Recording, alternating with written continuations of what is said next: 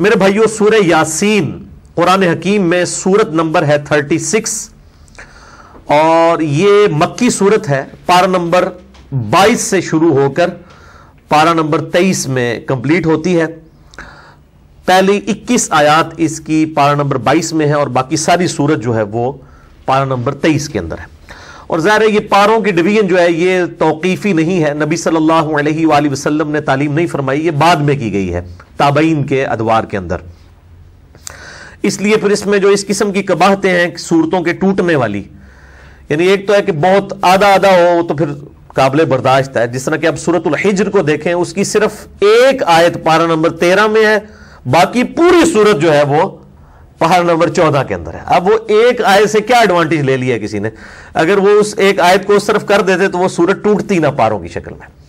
تو یہ اس قسم کی جو علمی قباحتیں اسی لیے آئی ہیں کہ یہ انسانی کوشش ہے. نبی صلی اللہ علیہ وآلہ وسلم نے پاروں میں قرآن حکیم کو تقسیم نہیں فرمایا تھا، بلکہ قرآن حکیم جو ہے یہ سورتیں 114 ان کی ڈویژن اور آیات کی ڈویژن موجود تھی، وہ بھی بغیر نمبرنگ کے، صرف وہ آیات کا پتہ تھا. اس میں نے ڈیٹیل لیکچر دیا ہے، مسئلہ نمبر 115 قرآن حکیم کی حفاظت کا معجزہ اور سنی شیعہ کے اختلاف کا تحقیقی جائزہ. سورہ یاسین کا جو مرکزی ٹاپک ہے یہ عقائد ثلاثہ ہے، جو مسلمانوں کے بنیادی 3 عقائد ہیں: عقیدہ توحید، عقیدہ رسالت اور عقیدہ آخرت. سورہ یاسین کی جو فضیلت ہے اس کے حوالے سے جتنی بھی روایات احادیث کی کتابوں میں آئی ہیں آلموسٹ سب کی سب ہی ضعیف الاسناد ہیں، اور ان میں سے صرف ایک صحیح روایت موجود ہے موقوفاً سیدنا ابن عباس رضی اللہ تعالیٰ عنہ کا قول، وہ انشاءاللہ میں ڈسکس بھی کر دوں گا. باقی سب کی سب ضعیف الاسناد ہیں. قرآن حکیم کی صورتوں کے فضائل کے حوالے سے سورہ یاسین ہو، سورۃ الملک ہو، سورہ الواقعہ ہو، باقی صورتیں، اس حوالے سے میں نے ڈیٹیل لیکچر کم از کم 3 گھنٹوں میں 3 نشستوں میں یہیں پر ریکارڈ کروایا تھا. سورۃ الرعد کی آیت نمبر 28 کے کانٹیکسٹ میں، الا بذکر اللہ تطمئن القلوب، آگاہ ہو جاؤ اللہ کی یاد ہی میں دلوں کا سکون ہے. اور اللہ تعالیٰ کا سب سے بڑا ذکر الذکر یہ قرآن حکیم ہے. انا نحن نزلنا الذکر وانا لہ لحافظون، سورۃ الحجر آیت نمبر 9. تو میں نے اس اللہ کے ذکر والی جو آیت ہے سورۃ الرعد آیت نمبر 28، اس کے کانٹیکسٹ میں قرآن حکیم کی 12 صورتوں کے فضائل 3 نشستوں کے اندر مسئلہ نمبر 112 ABC یہ ریکارڈ کروائے تھے. آج میں اس ڈیٹیل میں نہیں جاؤں گا، اس میں نے سورہ یاسین کے حوالے سے بھی ڈسکشن کی تھی. بہرحال اس حوالے سے سورہ یاسین کی فضیلت میں جو 3 ٹاپ آف دا لسٹ روایتیں پبلک کے اندر مشہور ہیں، سب کی سب ہے تو ضعیف ہے، لیکن میں ان کو یہاں پر مختصراً عرض کر دوں. اور ان احادیث کے نمبرز میں انشاءاللہ مشکات کے بھی بتاؤں گا، کیونکہ میں مشکات کے بارے میں اکثر یہ ڈکلیئر کرتا ہوں کہ مشکات از دا انسائکلوپیڈیا آف حدیث. اہل سنت کی مین سٹریم کی 13 کتابوں کے یہ نوٹس ہیں، بخاری، مسلم، ابو داؤد، ترمذی، نسائی، ابن ماجہ، الموطا امام مالک، سنن کبریٰ، البیہقی، المستدرک للحاکم اور کئی کتابوں میں سے یہ سمجھ لیں آپ نوٹس ہیں. یہ انسائکلوپیڈیا آف حدیث ہے. جس کے پاس مشکات آ جائے آپ سمجھیں کہ اہل سنت کی تمام کتابوں کا آلموسٹ خزانہ اس کے پاس ان 3 جلدوں کے اندر آ گیا. یہ مفت میں آپ ڈاؤن لوڈ کر سکتے ہیں ہماری ویب سائٹ اہل سنت پاک .com سے. 18 MB کی 3 فائلز ہیں.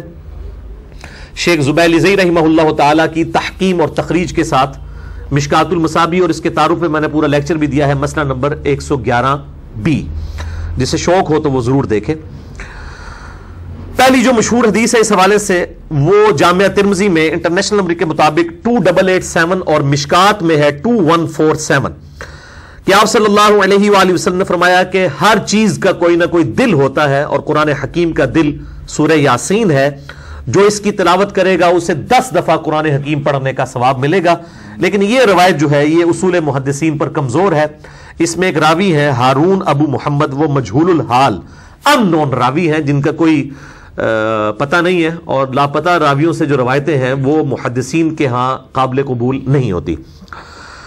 دوسری روایت ہے کہ آپ صلی اللہ علیہ وآلہ وسلم کی طرف منسوب ہے کہ جو اللہ کی رضا کے لیے سورہ یاسین پڑھے اس کے سابقہ سارے گناہ معاف کر دیے جاتے ہیں. لہٰذا اپنے قریب المرگ جو لوگ ہیں، نزع کے عالم میں ہیں، ان کے پاس اس کو پڑھو.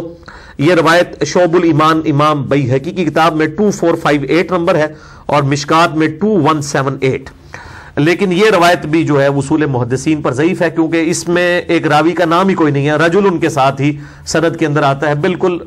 یعنی وہ جو پچھلی روایت تھی اس میں نام تو موجود تھا، مجہول الحال تھا، اس میں تو نام بھی اس کا نہیں ہے، اتنا لاپتہ ہے، لہذا یہ روایت بھی کمزور ہے. اچھا، مارکیٹ میں سورہ یاسین کے حوالے سے آپ نے دیکھا ہوگا وہ مبینوں والی ایک یاسین مل رہی ہوتی ہے، وہ جتنی مبینیں آتی ہیں نا 7-8، وہ ہر مبین کے بعد اس میں ذکر ایڈ کیے ہوتے ہیں. یہ فیبریکیٹڈ ہے، اس کی کوئی اصل موجود نہیں ہے، اور اس قسم کے وظائف مارکیٹ کے اندر کافی سارے جو ہے وہ ملتے ہیں. جب تک سند صحیح نہ ہو اس وقت تک ان وظائف کے اوپر اپنا ٹائم ضائع نہ کیا جائے. تیسری روایت جو مشہور ہے کہ جو شخص دن کے آغاز میں سورہ یاسین پڑھ لے اس کی تمام حاجتیں پوری کر دی جائیں گی. یہ سنن دارمی میں 3461 ہے اور مشکات میں 2177. یہ بھی مرسل روایت ہے. سیدنا عطا بن ابی رباح وہ تابعی ہیں اور ڈائریکٹ نبی صلی اللہ علیہ وآلہ وسلم سے بیان کر رہے ہیں، اور تابعی جب کوئی بات نبی صلی اللہ علیہ وآلہ وسلم کے ریفرنس سے ڈائریکٹ بیان کرے اور اس میں سند نہ ہو تو وہ مرسل چھوٹا ہوا واسطہ مانا جاتا ہے، منقطع روایت ہوتی ہے. لیکن یہ جو سنن دارمی کی حدیث ہے 3461، اس سے بالکل اگلی روایت جو ہے وہ بالکل صحیح سند کے ساتھ ہے سورہ یاسین کے بارے میں ہی، اور وہ ہے سنن دارمی میں 3462. یہ میں دارمی کا وہ نمبر بتا رہا ہوں جس کا PDF عام ہمارا جو ہے وہ گوگل کے اندر سرچ کرنے سے مل جائے گا آپ کو.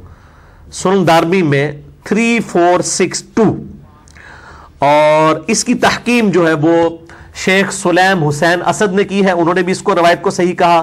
شیخ زبیلی زئی رحمہ اللہ تعالی نے ایک پورے سورہ یاسین کے فضائل کے حوالے سے مضمون لکھا ہے جس میں 14 روایتیں جو یاسین سے ریلیٹڈ تھیں سب کی اسناد کے اوپر بحث کی کہ یہ ضعیف ہیں. البتہ ایک روایت کے اوپر انہوں نے صحیح کا حکم لگایا اور وہ یہی ہے سنن دارمی 3462. اور لیکن مشکات کے وہ فٹ نوٹ پہ لکھنا بھول گئے 2177. ویسے ان کی عموماً عادت ہے کہ جب کسی روایت کے اوپر ضعیف کا حکم لگاتے ہیں تو اس کی پھر فٹ نوٹ پہ نا اس کی موقوفاً اگر روایت صحیح ہو تو لکھ دیتے ہیں، یہاں پہ وہ بھول گئے. البتہ الگ سے ان کا جو مضمون ہے شیخ زبیر صاحب کا فتاوی علمیہ کی پہلی جلد میں صفحہ نمبر 493 سے 497 تک انہوں نے اس کے فضائل پہ جتنی حدیثیں ہیں ان پر تحکیم کی ہے اور ایک روایت کو صحیح قرار دیا. اور وہ ابن عباس کا قول ہے، موقوفاً روایت ہے، ان کا اپنا قول ہے کہ جو شخص صبح کے وقت سورہ یاسین پڑھ لے گا اسے شام تک ہر کام میں آسانی میسر ہوگی، اور جو شخص رات کے وقت سورہ یاسین کی تلاوت کرے گا اسے صبح تک ہر کام میں آسانی میسر ہوگی. تو جو صبح کے وقت کام کے لیے نکلتے ہیں وہ صبح پڑھ کے نکلیں، اور جو رات کی شفٹوں میں کام کرتے ہیں وہ رات کے وقت پڑھ کے نکلیں. یہ روایت بالکل صحیح ہے، اور یہ محدثین کا پیٹ رول ہے کہ جب کوئی غیبی خبر ہو اور اس میں صحابی نبی صلی اللہ علیہ وآلہ وسلم کو مینشن نہ بھی کرے تب بھی اس کو آپ نبی صلی اللہ علیہ وآلہ وسلم کی طرف ہی منسوب مانیں گے موقوفاً ہونے کے باوجود، اس لیے کہ غیبی خبر نبی صلی اللہ علیہ وآلہ وسلم کے علاوہ کسی کے پاس نہیں آتی ہے، کیونکہ جو علم غیب ہے، غیب کی خبر اللہ تعالیٰ اپنے صرف پیغمبروں کو دیتا ہے. لہذا ابن عباس جو اتنا بڑا دعویٰ کر رہے ہیں یہ پھینکنے والا نہیں ہے، یقیناً اس روایت کی اصل موجود ہے، اور یہ روایت صحیح سند کے ساتھ سنن دارمی 3462 الحمدللہ موجود ہے.